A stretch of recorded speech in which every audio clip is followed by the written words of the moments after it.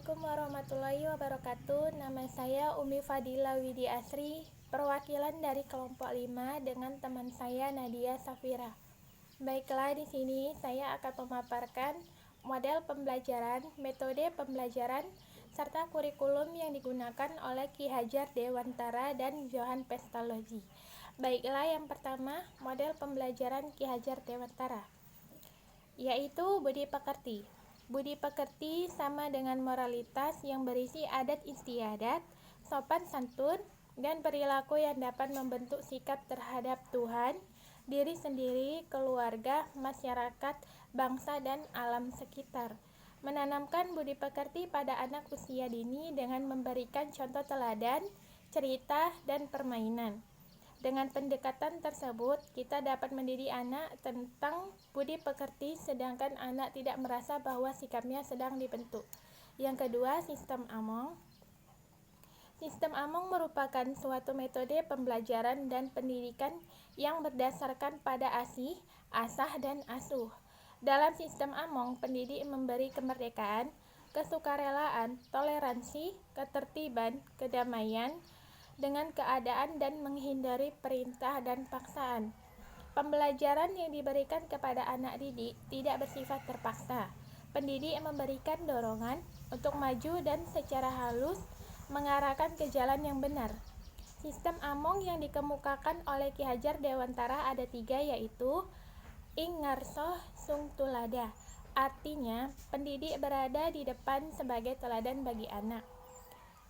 Ing Madia Mangun Karsa, artinya pendidik berada di tengah membangun kemauan dengan memberi kesempatan anak mencoba berbuat sendiri. Tutwuri Handayani, artinya pendidik berada di belakang memberikan dorongan dan memantau aktivitas anak dengan memberi kebebasan yang luas selama itu tidak membahayakan anak. Yang ketiga, teori Trikon. Isi teori Trikon adalah 1. Kontinu pendidikan wajib berlangsung terus-menerus sebagai suatu rantai yang makin lama makin bertambah panjang. Pendidikan setiap angkatan merupakan mata rantai penyambung mata rantai yang terdahulu dengan mata rantai yang akan datang. Begitulah pendidikan wajib berjalan tidak terputus atau harus kontinu, maju dan berkelanjutan. Yang kedua, konsentris kebudayaan bukan suatu hal yang statis maupun tradisional. Unsur-unsur kebudayaan asing diperhatikan untuk memilih unsur-unsur yang dapat dimasukkan ke dalam budaya Indonesia secara selektif.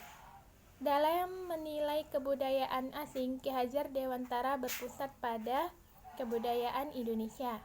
Yang ketiga, konvergensi kebudayaan Indonesia bersama dengan bangsa yang lain di seluruh dunia membina kebudayaan umat manusia.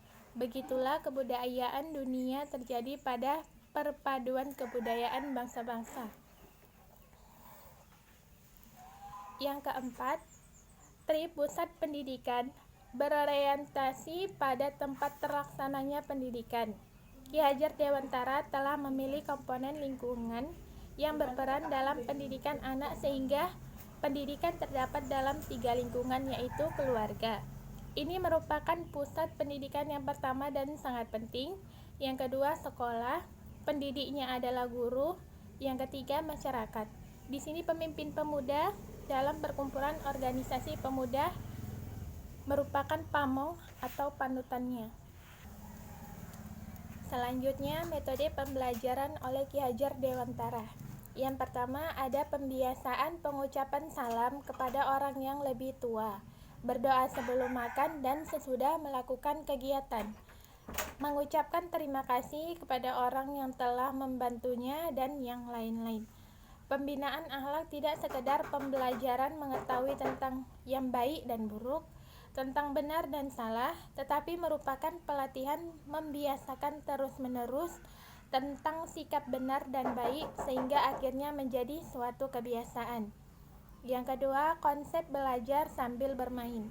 Karena melalui bermain, anak dapat melakukan minatnya sendiri tanpa dipengaruhi oleh faktor luar dan dapat mengembangkan pengetahuan melalui permainan yang dilakukannya. Yang ketiga, pemberian teladan dengan dongeng. Metode ini juga cocok untuk digunakan dalam pendidikan di kelompok belajar dan taman kanak-kanak. Karena di samping menciptakan situasi menyenangkan bercerita, juga dapat merangsang kognitif anak, perkembangan bahasa, dan sebagainya. Kurikulum yang digunakan oleh Ki Hajar Dewantara yaitu motivasi, penguatan, penghargaan, dan sanksi sosial. Selanjutnya, metode pembelajaran, model pembelajaran, serta kurikulum yang digunakan oleh Johann Pestalozzi. Metode pembelajaran. Yang pertama ada pengamatan. Dalam pengamatan ini, pendidik memperhatikan anak untuk mencoba, mengeksplorasi, mengobservasi, serta melakukan kegiatan sendiri guna untuk mengamati perkembangan anak. Yang kedua, ekspresi dalam bentuk bahasa, benda-benda, bilangan atau hitungan, dan moral. Yang ketiga, pengajaran klasikal dan peragaan.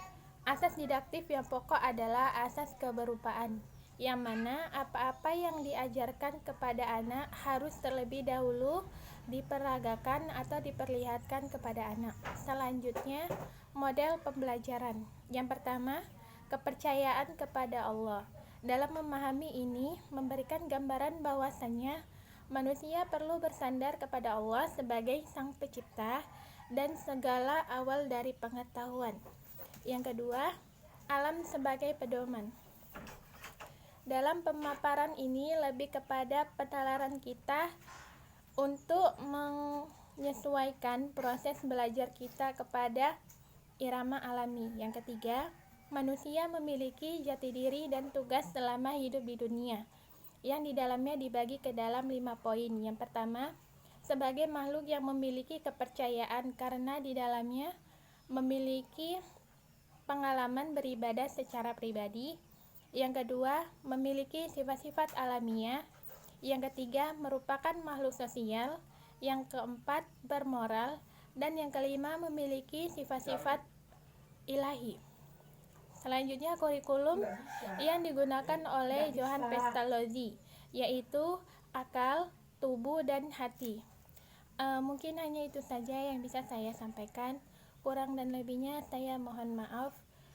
Sekian dari kelompok 5. Saya Umi Fadila Widi Asri. Assalamualaikum warahmatullahi wabarakatuh.